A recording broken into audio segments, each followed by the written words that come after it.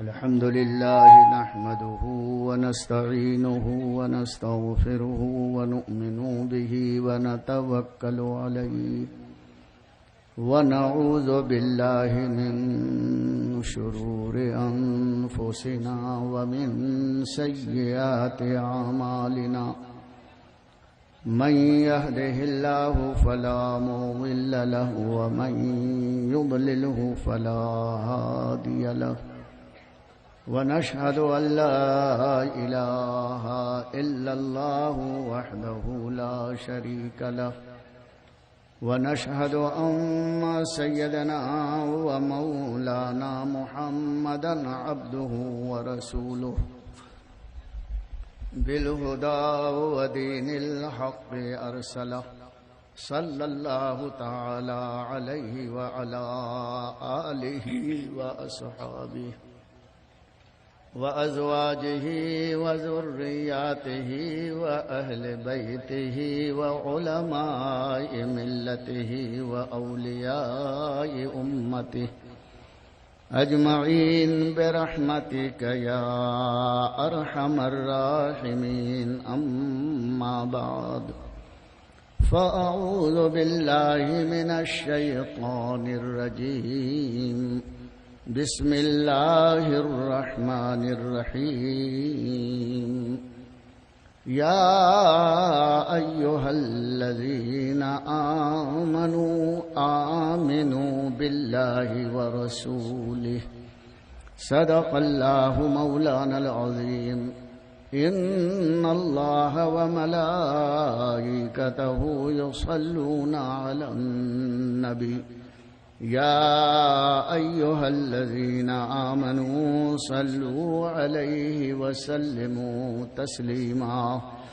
اللهم صل على سيدنا ومولانا محمد معدن الجود والكرم وآله وأصحابه وبارك وسلم صلاة وسلاما عليك يا رسول الله صلی اللہ علیہ وسلم. میرے دوستوں اور بزرگوں، آپ نے اچھی اچھی تقریریں جی بھر کے سن لیں. میں تقریر کے لیے نہیں، محض آپ حضرات کی زیارت کے لیے حاضر ہوا ہوں.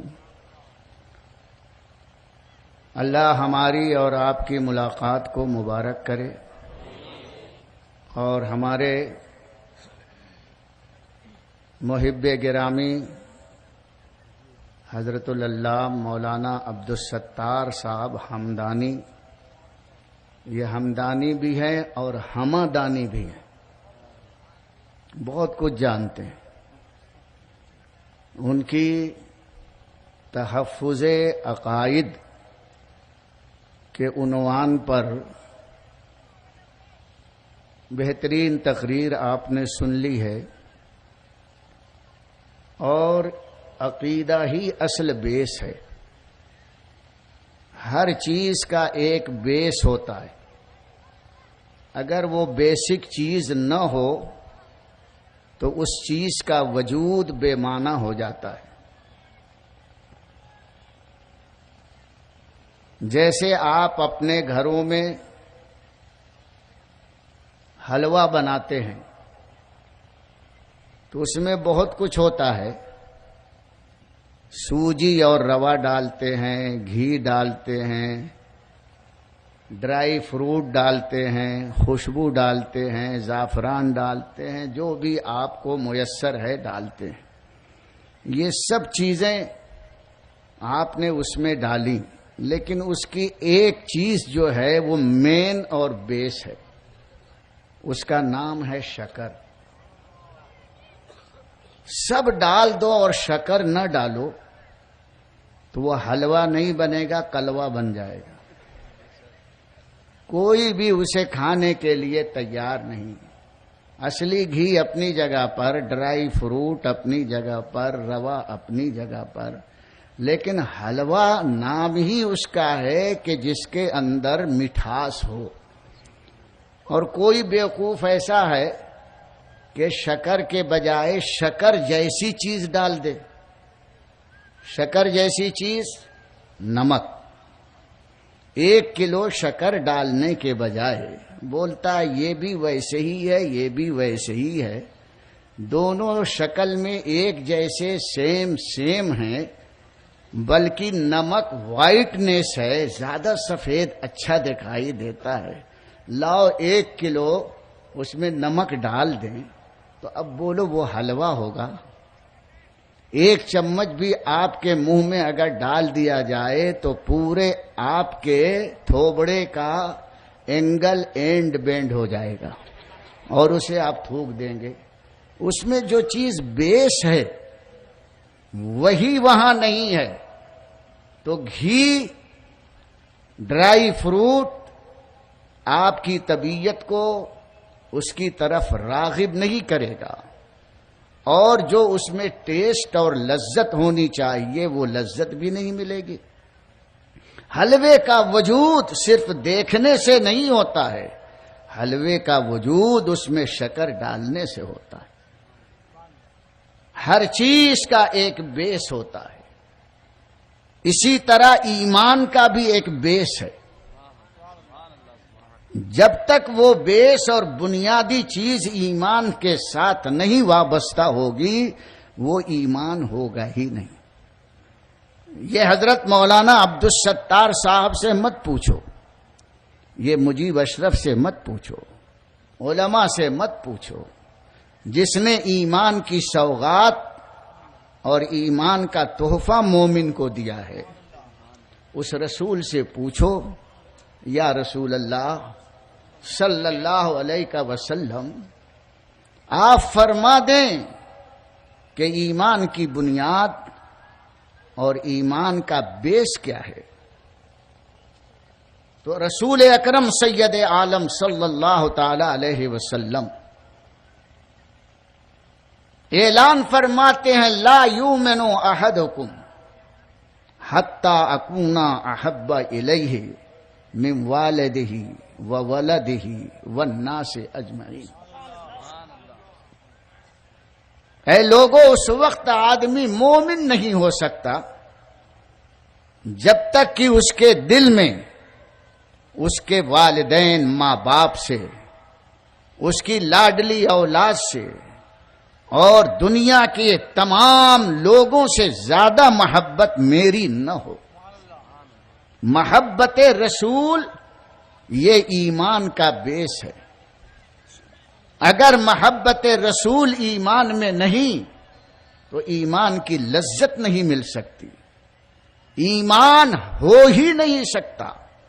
اللہ کے رسول صلی اللہ تعالی علیہ وسلم نے مومن کے ایمان کی سلامتی اور مومن کے ایمان کے وجود کے بارے میں اپنی محبت کا اعلان فرمایا ہے۔ اگر کوئی توحید کا قائل ہے، نماز کا ڈرائی فروٹ اس کے وجود میں نظر آ رہا ہے، اور تقوی کا اصلی گھی چمک رہا ہے، اس ایمان کے حلوے میں سب ہے اور محبت رسول نہیں ہے، تو وہ ایمان رسول فرماتے ہیں ایمان نہیں ہے۔ وہ شخص مومن کی طرح نظر تو آئے گا لیکن اللہ رسول کے نزدیک وہ مومن نہیں ہوگا۔ اس کا عمل مسلمان جیسے نظر آئے گا لیکن اللہ کے ہاں وہ عمل قابل قبول نہیں ہوگا۔ ایسا عمل جس میں محبت رسول کا سایہ نہ ہو، مٹھاس نہ ہو، وہ قابل قبول نہیں۔ تو ایمان کے لیے بیس ہے محبت رسول، اور مومن کے تمام اعمال صالحہ کا بیس ہے اچھا عقیدہ۔ عقیدے کی سلامتی عمل کی سلامتی ہے، اور محبت رسول کی سلامتی عقیدے کی سلامتی ہے۔ محبت رسول نے عقیدے کو سلامت رکھا اور عقیدے نے تمہارے سجدوں کو سلامت رکھا۔ یہ ایک کے بعد ایک چیز کے لیے بیس ہے، اور اگر عقیدہ سلامت نہ ہو تو یاد رکھنا ایسا عمل پروردگار عالم کی بارگاہ میں مردود ہے، اور ایسے عمل کو جہنم کے بھڑکتے ہوئے انگارے میں جھونک دیا جائے گا۔ قرآن مجید ارشاد فرماتا ہے عاملۃ ناصبۃ تصلی نارا حامیہ۔ عاملۃ، ایسی جانیں اور ایسے لوگ خدائی عدالت میں پیش کیے جائیں گے کہ عاملۃ، عمل والے ہوں گے۔ غور سے سن رہے ہو؟ قرآن فرما رہا ہے کہ وہ آنے والا خدا کی بارگاہ میں حساب دینے والا بے عمل نہیں، عاملۃ، عمل کر کے آیا ہے، اور کاہل نکما نہیں۔ قرآن اس کی زندگی اور اس کی ایکٹیویٹی کے بارے میں اعلان فرما رہا ہے کہ ناصبہ، دنیا میں اس نے خوب محنتیں بھی کی ہیں، جب دیکھو محنت کر رہا ہے، دیکھنے والے کو ترس آتا ہے کہ کتنی محنت کر رہا ہے، عمل کس قدر چاکو چوبند میں عمل میں کتنا چاکو چوبند ہے، اور محنت بھی کتنی زوردار کر رہا ہے۔ قرآن اس کے اس دونوں کیریکٹر کو پہلے بیان کر رہا ہے، عمل بھی ہے محنت بھی ہے۔ عاملۃ ناصبۃ، یہ تو اس انسان کی محنت کا اعلان اور اس کے عمل کا اعلان ہے، لیکن قرآن خدائی ججمنٹ بیان فرما رہا ہے، تصلی نارا حامیہ، جہنم کے بھڑکتے ہوئے انگارے میں ڈال دیا جائے گا۔ دوستو، عمل تھا، بچا کیوں نہیں؟ اتنی دوڑ دھوپ کی، جہنم سے دور کیوں نہیں کیا گیا؟ محنت تھی، جہنم میں جا رہا ہے، عمل تھا، جہنم میں جا رہا ہے، اس لیے کہ دیکھنے میں وہ مسلمان تھا، دیکھنے میں محنتی تھا، دیکھنے میں عامل تھا، لیکن جو عمل اور محنت کا بیس تھا، بنیاد تھی، وہ وہاں سے غائب تھا۔ اور خدا سب جانتا ہے کہ اندر کیا ہے اور باہر کیا ہے۔ فریب تو ہم کھاتے ہیں نا، اللہ کو کوئی دھوکہ نہیں دے سکتا ہے، لیکن اس زمین پر اللہ کو بھی دھوکہ دینے کی نیت سے ایسے گبر اور ڈھیٹ پیدا ہو چکے ہیں اور ہیں۔ قرآن فرماتا ہے یخادعون اللہ والذین آمنوا وما یخدعون الا انفسهم وما یشعرون۔ کچھ ایسے لوگ ہیں جو اللہ کو دھوکہ دیا چاہتے ہیں۔ اللہ کو کوئی دھوکہ دے سکتا ہے، لیکن ان گبروں اور ڈھیٹ لوگوں کی جرأت اور ہمت کو دیکھو کہ نبی کو فریب دینا چاہتے ہیں، نبی کو دھوکہ دینا چاہتے ہیں، گویا خدا کو دھوکہ دینا چاہتے ہیں۔ نہ نبی دھوکہ کھا سکتے ہیں، اس لیے کہ وہ دلوں کے حالات سے واقف ہے، منافقوں کے دلوں میں کیا گڑبڑی ہے مصطفیٰ جانتے ہیں۔ نہ منافق انہیں دھوکہ دے سکتا ہے، اور اللہ کو تو دھوکہ دے ہی نہیں سکتا۔ اس کی شان یہ ہے کہ انہ علیم بذات الصدور، وہ دلوں کی ہر دھڑکن اور خطرے سے واقف ہے۔ اے نکمو، تم نہ اللہ کو دھوکہ دے سکتے ہو اور نہ نبی اکرم صلی اللہ علیہ وسلم کو دھوکہ دے سکتے ہو، اور جو توحید و رسالت کو صحیح معنوں میں مانتا ہے ان مسلمانوں کو بھی دھوکہ نہیں دے سکتے۔ پھر تمہارے دھوکے کا جو رزلٹ ہے اور جو اثر ہے وہ کدھر جائے گا؟ نہ اللہ کو پر تمہارا دھوکہ چلے، نہ نبی پر تم دھوکہ کا جال پھیلا سکو اور نہ مخلص مسلمانوں پر جال پھیلا سکو، پھر تمہارے دھوکے کا انجام کیا ہوگا؟ اللہ فرماتا ہے وما یخدعون الا انفسہم وما یخدعون الا انفسہم، یہ جو دھوکہ دینے کا نیٹ ورک پھیلا رہے ہیں یہ ادھر ادھر نہیں، یہ اسی منحوس کے اوپر اس کا سارا اثر پڑے گا، اس نے اپنے آپ کو دھوکے میں ڈال رکھا ہے۔ تو مسلمان بھی دھوکہ نہیں کھاتا۔ اس زمین پر ایسے لوگ آ چکے ہیں اور آ رہے ہیں، اس لیے دوستو ہم اپنی ذمہ داری کو سمجھیں کہ ایمان کا بیس کیا ہے، ورنہ شیطان نے ایسے حالات پیدا کر دیے ہیں کہ اس کا ایک ایک قدم صراط مستقیم پر نظر آتا ہے۔ وہ کبھی تمہارا امام نظر آتا ہے، کبھی مقتدی بن کر پیچھے کھڑا ہوتا ہے، کبھی رائٹ ہینڈ بن کر کے تمہارا فرینڈ شپ کا اعلان کرتا ہے، اور کبھی تمہارے بائیں طرف کھڑا ہو جاتا ہے، اس طرح تم پر گھیرا ڈالتا ہے، اور کبھی اپنی باتوں سے میٹھے میٹھے ڈائیلاگ سے تمہیں کنفیوز کرتا ہے، اور کبھی تم پر پریشر ڈالنے کے لیے اچھے اچھے مالداروں اور سواروں کو تمہاری بستیوں میں بھیج کر تمہیں صراط مستقیم سے ہٹانا چاہتا ہے، اور کبھی کبھی پیدل جماعتیں تم میں گھومتی ہیں۔ یہ ساری باتیں قرآن نے شیطانی پلاننگ کے بارے میں بیان فرما دیا۔ قرآن ارشاد فرماتا ہے کہ شیطان بولا قال فبما اغویتنی لأقعدن لهم صراطك المستقیم، اے پروردگار عالم قسم ہے تیرے عزت و جلال کی کہ تو نے مجھے گمراہ کر دیا۔ شیطان کیا بولتا؟ مولا تو نے مجھے گمراہ کیا۔ خبیث خود گمراہ ہو گیا تھا، اللہ نے اس کی گمراہی کا اعلان کر دیا۔ پہلا پوائنٹ یاد رکھنا، کافر وہابی خود بنتا ہے اور الزام اعلی حضرت پر دیتا ہے انہوں نے کافر بنا دیا۔ ابے بنا تو، بتایا میرے سرکار اعلی حضرت نے۔ یہ کہاں کی لاجک اور فلسفہ ہے؟ بڑے ابا نے جو سکھایا ہے وہی ہے۔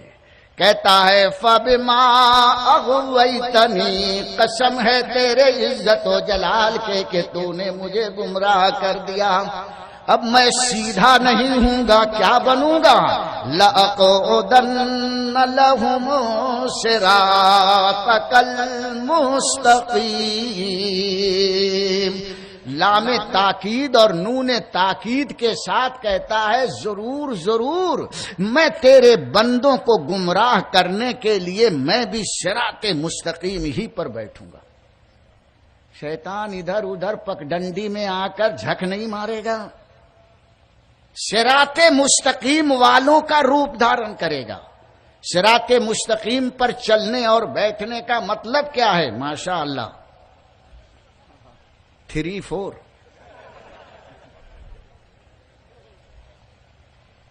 سارے کام صراط مستقیم والوں کے ہوں گے۔ کہہ چکا ہے کہ میں صراط مستقیم سے ہٹ تو گیا ہوں، لیکن گمراہ کرنے کے لیے پھر میں صراط مستقیم پر بیٹھوں گا۔ لأقعدن لهم صراطک، اے اللہ تیرے راستے پر بیٹھوں گا، جو سیدھا راستہ ہے۔ اینڈ بینڈ راستے پر چلوں گا تو سب میرے منحوس شیطانی تھوبڑے پر لعنت کا تھوک ڈال دیں گے، کوئی میری بات نہیں مانے گا۔ میں مسلمان کو گمراہ کروں گا تو صراط مستقیم پر بیٹھوں گا۔ اب صراط مستقیم پر بیٹھ کر اپنا نیٹ ورک کیسے چلائے گا؟ آگے قرآن فرماتا ہے شیطان نے کہا ثم لآتینہم من بین ایدیہم ومن خلفہم وعن ایمانہم وعن شمائلہم ولا تجد اکثرہم شاکرین۔ صراط مستقیم پر بیٹھوں گا، پورا اجتماع صراط مستقیم پر کروں گا۔ بیٹھنے کا لفظ کہا ہے، اس کا اجتماع کافروں جیسا نہیں ہوگا، ارتھنگ والوں جیسا ہوگا۔ ارے بڑا پرفیکٹ، تمہارے اندر تو تیتر بیتر نظر آئیں گے، اس میں تو سب تیتر جیسے جمع ہو جائیں گے۔ بڑا ہی منظم طریقے سے اپنا وہ کام کرے گا، صراط مستقیم پر بیٹھے گا، پھر کیا کرے گا؟ ثم لآتینہم، پھر ان مسلمانوں کو گمراہ کرنے کے لیے من بین ایدیہم، میں ان کے سامنے آ جاؤں گا، ان کا امام اور امیر بنوں گا۔ اعلان کیا ہے اس نے، ثم لآتینہم من بین ایدیہم، سامنے سامنے رہوں گا، میں ہوں تمہارا قائد اعظم، میں ہوں تمہارا امیر، میں ہوں تمہارا امام۔ پہلے قیادت کو اپنے ہاتھ میں لے گا۔ شیطانی فلسفہ دیکھو، ثم لآتینہم من بین ایدیہم، پہلے سامنے رہنے کی بھرپور کوشش کروں گا، اور اگر سامنے چانس نہ ملا، گولڈن چانس چھوٹ گیا اور ڈھکیل کر مجھے پیچھے کر دیا، تو میرا کچھ بگڑتا نہیں ہے۔ وہ کہتا ہے کہ پھر من خلفہم، پیچھے آ جاؤں گا، کوئی فرق نہیں، چھوڑوں گا نہیں۔ آگے اگر آگے چانس نہیں ملے تو پیچھے چلوں گا، امیر نہیں بن سکا تو غریب بن کے چلوں گا، آتے جاؤ پھنستے جاؤ، 16 غریب پیچھے، ایک امیر آگے۔ کیا کہتا ہے؟ پیچھے آ جاؤں گا، اور پیچھے رہ کر کے اعتماد اگر حاصل ہو گیا تو ان ایمانہم، رائٹ ہینڈ میں آ جاؤں گا، رائٹ ہینڈ بن کر کے ان کو مشورے دوں گا، اور اگر رائٹ ہینڈ بننے کا موقع نہیں ملے گا تو لیفٹ ہینڈر بن جاؤں گا۔ من بین ایدیہم ومن خلفہم وعن ایمانہم وعن شمائلہم، پھر ان کے بائیں طرف آ جاؤں گا، چھوڑوں گا نہیں، ایسا گھیرا باندھوں گا، آگے پیچھے دائیں بائیں۔ سنا، یہ ہے شیطان کے گمراہ کرنے کا انداز۔ اور یہ کہاں کہہ کر کے آیا؟ بارگاہ خداوندی میں یہ چیلنج کر کے آیا کہ میرا نیٹ ورک ایسا ہوگا، اور قرآن نے اس کا اعلان فرما دیا کہ ساودھان، ہوشیار، شیطان بن کر نہیں آئے گا، وہ گڑم گڑم سہا کرتے ہوئے نہیں آئے گا، ڈنڈ کا منڈل بجاتے ہوئے نہیں آئے گا۔ وہ آئے گا تو کیسے آئے گا؟ صراط مستقیم پر بیٹھ کر تمہیں گھیرا ڈالے گا، اور اس کی پلاننگ کا اعلان قرآن دوسری جگہ فرماتا ہے۔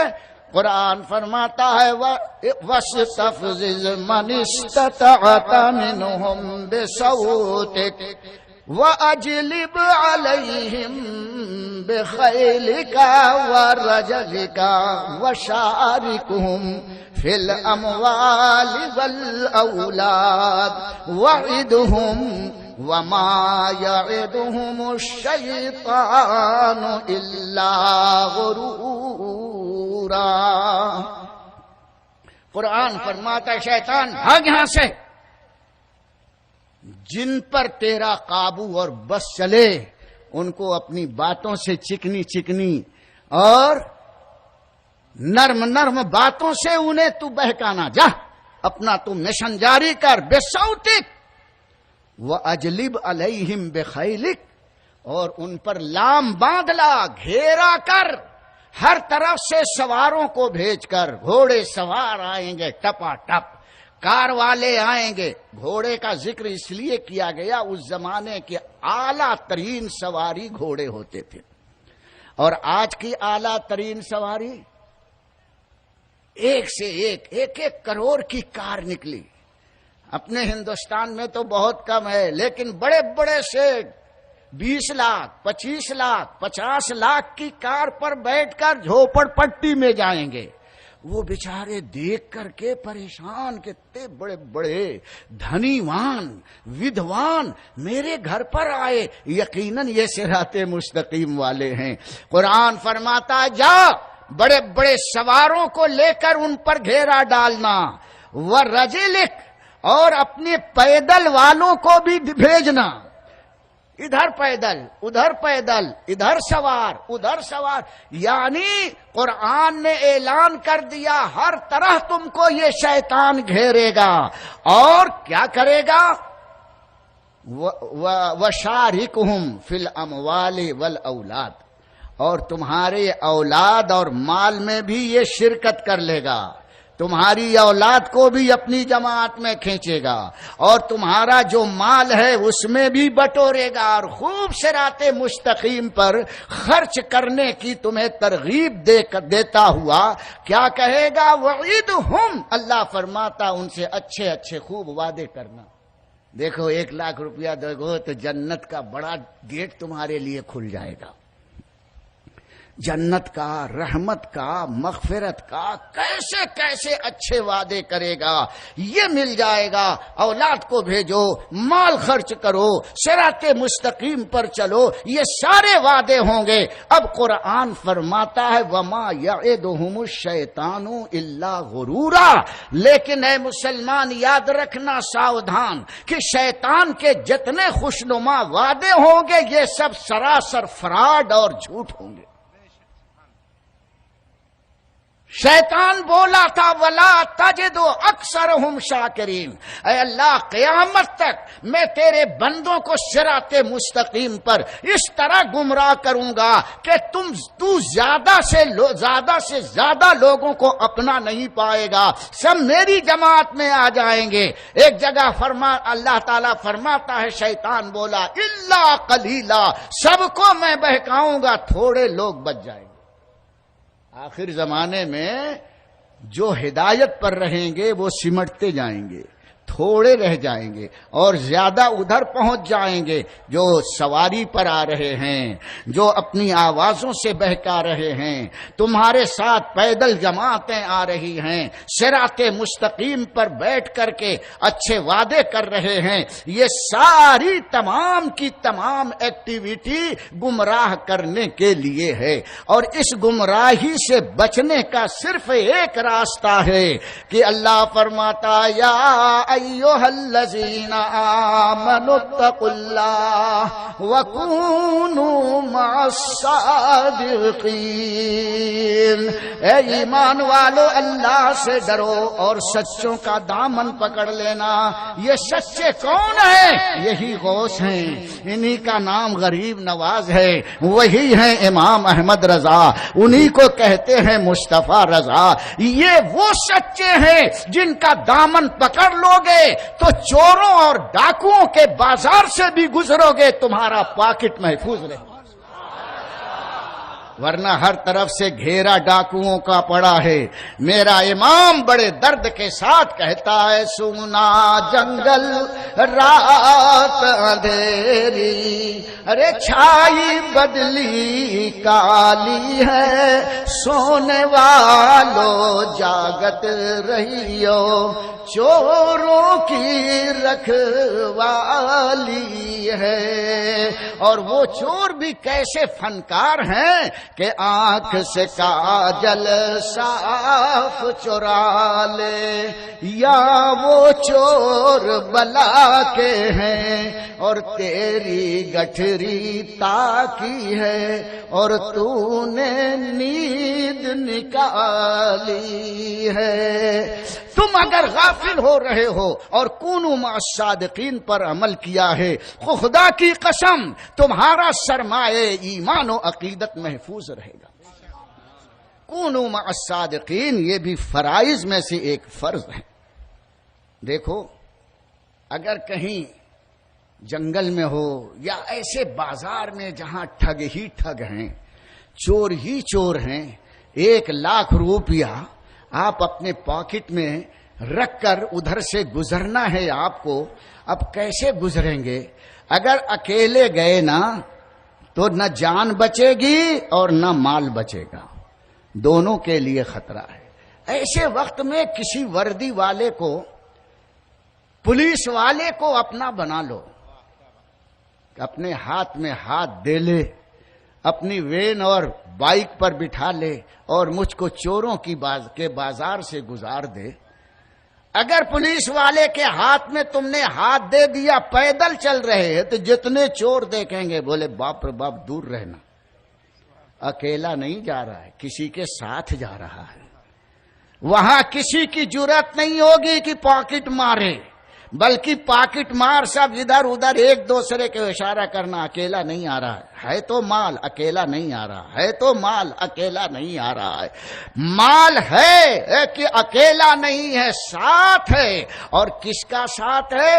جس کو پوسٹ ملی ہے اور گورنمنٹ کی طرف سے جس کو پولیس کا یونیفارم پہنا دیا گیا ہے، 1 اسٹار 2 اسٹار 3 اسٹار، اس کے پوسٹ کا اعلان بھی اس کے وردی سے ہو رہا ہے، اس کے ہاتھ میں ہاتھ دے کر جا رہا ہے۔ سارے چور ایک طرف ہو جائیں گے میرے دوست۔ بلا تمثیل عرض کرنا چاہتا ہوں، اس دنیا میں ہماری حفاظت کے لیے پروردگار عالم نے کسی کو غوثیت کا یونیفارم پہنا دیا ہے، کسی کو غریب نوازیت کا فرمانا، کسی کو مجدیت کے یونیفارم میں ملبوس فرما دیا ہے، کسی کو ولایت اور فردیت کا لباس پہنایا ہے اور فرمایا کونوا مع الصادقین، ان کا ہاتھ پکڑ لو، چوروں کی بستیوں سے ایمان کی دولت محفوظ رہے۔ سبحان اللہ، بے شک، سبحان اللہ، سبحان اللہ۔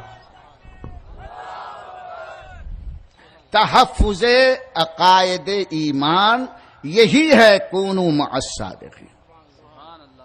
عقیدے تو آپ نے حاصل کر لیے، اب اس کی حفاظت کرو، ولیوں کی عقیدت، محبت رسول، اور اس کے ساتھ ساتھ مطمئن مت ہو جانا، اس پر تالا بھی لگاؤ، عمل کا عمل کرو۔ اے سنیوں، نعرے تکبیر صرف لگا کر تم نے اپنی ذمہ داری کو پورا نہیں کیا، دشمنوں کے دل کو جلایا، شیطان کو بھگایا۔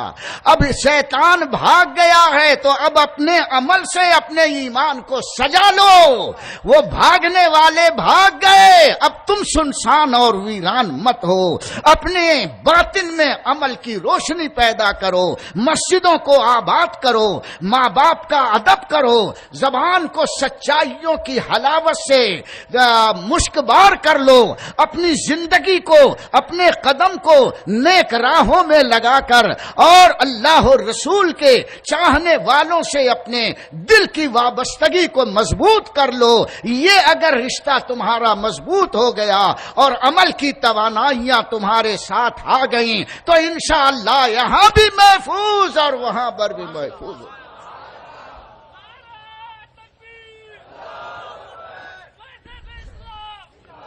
اس لیے یہی پیغام میں نے آپ کو دیا ہے، اور اس سے بہتر پیغام مولانا عبدالستار صاحب نے دیا۔ پروردگار عالم اب ہم سب کو اس پر عمل کرنے کی توفیق عطا فرمائے۔ 10 بج رہے ہیں، اب میں اپنے پیغام کو یہیں ختم کرتے ہوئے آپ سے 2 چیزوں کا مطالبہ کرتا ہوں، اور اس بڑے اجتماع میں آپ یاد رکھیں، آئے ہیں تو کچھ لے کر جائیں، عقیدے کو بھی بچاؤ اور عمل کو بھی سجاؤ۔ عقیدے کی حفاظت تم نے کر لی ہے، اب نکل پڑو، مسجدوں کو آباد کر دو، اپنے اندر یونٹی پیدا کرو، انتشار کی آگ سے دور ہو جاؤ، اتحاد کی ٹھنڈی ٹھنڈی ہواؤں میں سنیت کے قافلے کو کھڑے کر لو، اور مسلک اعلی حضرت کا جھنڈا ہاتھ میں لے لو۔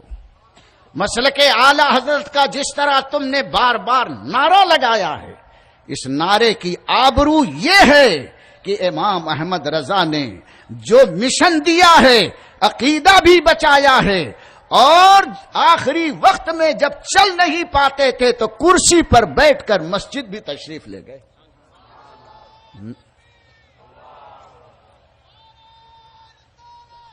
تو یہ 2 کام کرو گے، مسجدوں کو آباد کرو گے، اپنے اندر اتحاد پیدا کرو گے، انتشار سے بچو گے، بڑوں کا ادب کرنا، چھوٹوں پر شفقت کرنا، اپنے پیشانیوں کو بارگاہ خدا بندی میں جھکانا، پروردگار عالم اس بوڑھے کی زبان میں اثر اور آپ کے دل میں قبول کرنے کی صلاحیت پیدا فرمائے۔ وما علینا الا البلاغ۔ مصطفیٰ جان رحمت لاکھوں. ایک بات یہ بتا دوں کہ آج کے اس پروگرام کی ریکارڈنگ کرامت ریکارڈنگ سینٹر میں ہو رہی ہے. جن حضرات کو اس پروگرام کی ریکارڈنگ حاصل کرنی ہے وہ یوٹیوب پر جا کر کرامت ریکارڈنگ بنارس سرچ کر کے حاصل کر سکتے ہیں.